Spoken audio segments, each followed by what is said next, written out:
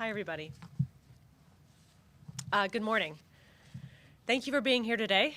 As you know, the general election is upon us. It's next week. And I'm here today to assure all Michigan citizens that the election will be safe, secure, fair, and the results will be an accurate reflection of the will of the people. We want Michigan voters to be confident that no matter how they choose to cast their ballot or who they vote for, they will be safe, their vote will be counted securely, and the results of the election, again, will be an accurate reflection of the will of the voters. In fact, nearly 1.3 million citizens have already submitted their ballots securely and conveniently by mail, or have hand-delivered it to their local clerk's office or local drop box. And in the days ahead, we are on track to see another 3 million citizens make their voices heard in this election. And the vast majority, if not all, will have a calm, smooth experience in doing so. I'm confident in this because election officials and law enforcement are more prepared than ever before to immediately address any attempt to interfere or disrupt the elections process or intimidate voters, and they will work with us to ensure that all voters are safe and their rights are protected. We've worked with election officials, statewide as well as federal, state and local law enforcement agencies, and we will work with all of them continually to ensure the safety and security of every voter and every person in this election. We made $8 million available in grants directly to clerks for election security earlier this year, and we've also provided a poll worker code of conduct for each clerk to have and to offer to election workers before their shifts begin. And on Election Day, my office, the Michigan Attorney General's office, and other agencies will again have field teams all across the state able to support and respond to election officials and voters quickly whenever needed. So today I'm asking every eligible citizen to join us, participate in this election, make your voice heard in your community, and help determine the future of Michigan and the future of our democracy. And if any citizen, any voter, does witness or experience any attempt to interfere in the elections process or intimidate any voter at any time before, on, or after Election Day, we ask that you contact your local clerk to report it and also report it to 866-OUR-VOTE. That's 866-OUR-VOTE. That is a national nonpartisan voter protection hotline that we are directly connected to, and by calling that, you will be connected to people in Michigan who will work with us and other agencies to immediately address and resolve any issues. I also want voters to know that this year they should expect, as it was in 2020, that it might take until about 24 hours after the polls close before all votes are counted and the unofficial results are reported. Some jurisdictions may be done more quickly, but barring any disruption, we expect it will take until Wednesday, late in the afternoon or evening, for all jurisdictions to have finished counting and reporting their results. This is because the state legislature only allowed some jurisdictions to do limited pre-processing of absentee ballots prior to Election Day. But throughout Election Day and after the polls close at 8 p.m., rest assured that professional election administrators from both sides of the aisle will be working to validate and tabulate every valid vote. In doing so, they will rightly prioritize security, transparency, and accuracy over speed. Voters should be wary of the likelihood that some bad actors may seize on this time and space between when the polls close and the unofficial results are announced to spread misinformation and lies about the security of the tabulation process and preemptively attempt to declare results. We're asking you to remember that only a full tabulation of every valid vote will determine the winner in any election contest. We, our office, will transparently share the facts and data of the election, just as we always have, as we move along the days ahead, and we will fact-check misinformation on our website, michigan.gov/vote. Additionally, voters can turn to trusted sources for information, like their local election clerk, to ensure that they have accurate election results and information. Already, we're seeing the first of what we have seen for years: meritless lawsuits used to get one's name in the news and gain media attention, cause confusion, and sow seeds of doubt among voters.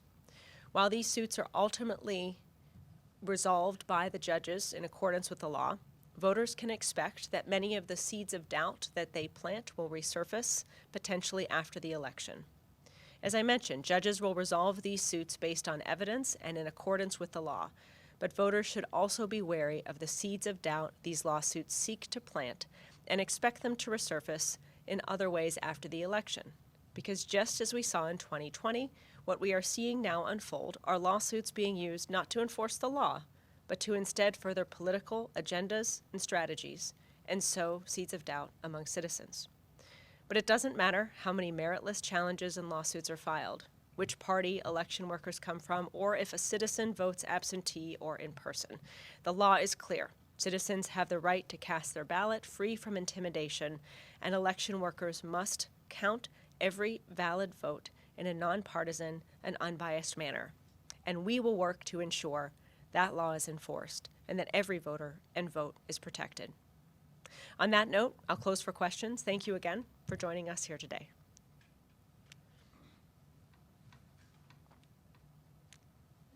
Yes. Orlando Grand Williams from Bozeman, Michigan.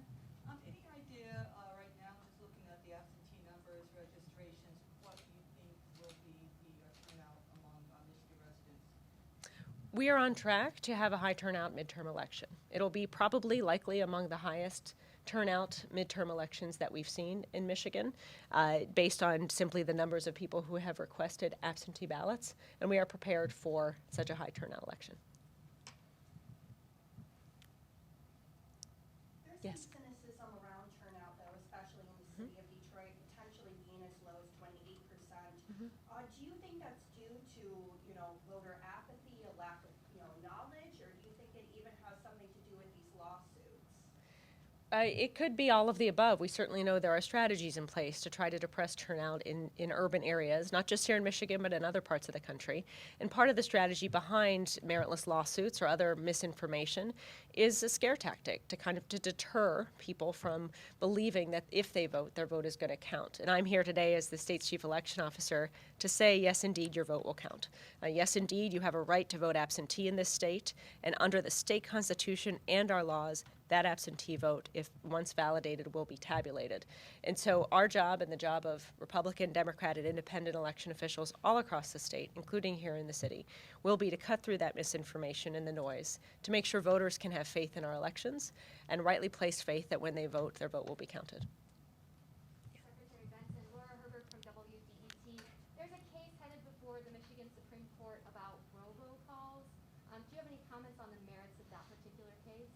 We're going to be there's a lot of different litigation evolving, and as a general pattern, we don't comment on specific suits until they're resolved because so much is unfolding as we go along the process. I think what we've seen almost across the board is the use and, in my view, abuse of the legal system to further political agendas through meritless lawsuits as opposed to enforcing the law. Yet our office and the clerks across the state will work to, again, continue ensuring alongside judges that the law is enforced and then also to provide clarity to voters and to clerks as lawsuits are resolved, how we move forward to ensure voters have accurate information and that the election process goes smoothly. Secretary Yes. Benson, Margaret Bridge. I'm just curious how the department is handling with the pending litigation against the poll challenger instructions. How is the department operating now? I know you had the intent to appeal, but what is the instruction in the interim if that doesn't get resolved in time? We anticipate it will be resolved in time. And so in that regard, we're continuing to move along the legal process. And even though we are getting close to Election Day, we have every confidence to believe there will be clarity and resolution, both from our office and the courts, prior to Election Day itself. When you communicate with local clerks, what are you anticipating for the performance of some of the election challengers that have been recruited and some of the poll workers? I know that there's a lot of new people that are going to be a part of Election Day next week. I think it's a great thing when people of both parties, and we certainly work to ensure people of both parties are present at the polls. Transparency is key to countering misinformation.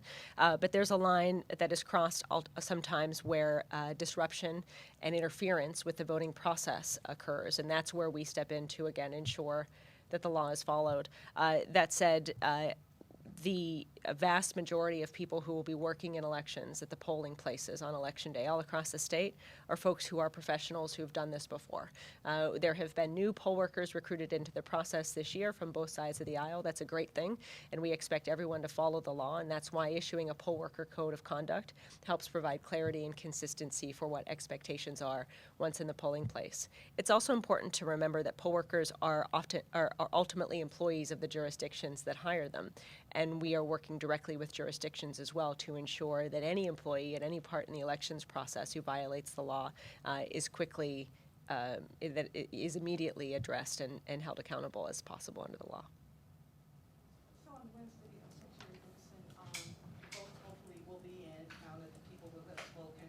Any thoughts or concerns about, boards of canvassers supposedly, allegedly be ready to, do the ministerial duty? Any thoughts that may not happen? There could be some disruption there? We hope and expect that every single member of a state or local board of canvassing authority will follow the law and follow their legal duty, which is ministerial, to ensure that the election is certified, that the election results after the canvassing period are certified so that we can move forward with every other aspect of the elections process. The Attorney General has already spoken to the consequences for not complying with the legal duty that appointees have in that regard, and we will simply work to ensure that the law and procedures and expectations that voters have of these officials comes to fruition, and we hope that it is a smoother process, and we hope and are hopeful for full compliance with the law. But again, we're prepared for contingencies as well, as we've seen unfold in other states. I think the important thing for people to know, and we'll talk more about the post-election certification process after the election, is that the law is clear. These local and the state board of canvassers have a legal duty to certify the election, and we'll work to make sure that law is enforced.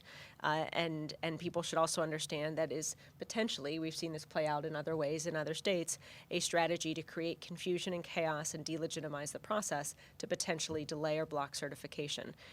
If anyone attempts that, those efforts will be fruitless and unsuccessful, and possibly, depending on the context, run afoul of the law. We'll again work to just simply make sure that everything goes as smoothly as possible, and we hope everyone involved in the process joins us in that.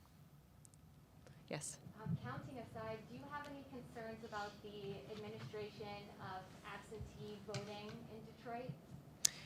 We are aware of the potential, as we saw in 2020, for bad actors to try to disrupt the validation and the fair and secure tabulation of valid votes here in the city of Detroit and in other parts around the state as well. So we're tracking that. I mean, we're working directly with law enforcement at local, state, and federal levels. The law is clear as to how procedures should go, and we are going to ensure that law is followed. One of the things in the meetings that we've had over the last several weeks in preparation for Tuesday and the tabulation process here in Detroit and elsewhere, one of the things that has given me a lot of optimism that any disruption will be minimized quickly and accountability sought is that we are working more directly with law enforcement at all levels than ever before. And we are all more prepared and more on guard than ever before, in part because of what we observed and saw in 2020 in the election since. So, to the extent that people are planning or preparing for anything, so are we. And our job is to make sure that votes are counted and the law is followed. Thank you all.